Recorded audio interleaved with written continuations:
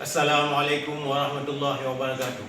Kami tokoh masyarakat Kecamatan Nibung menghimbau kepada seluruh masyarakat untuk mengindahkan dan mematuhi himbauan pemerintah dan maklumat dari Kapolri sebagai pelindung masyarakat untuk menghindari daripada keramaian agar terhindar dari terjangkitnya virus corona yang sangat menakutkan, yang selama ini bukan hanya di Indonesia, bahkan di tanah suci Makkah pun sudah ada peraturannya untuk menghindari daripada keramaian agar dapat memutuskan rantai dari perjalanan virus tersebut.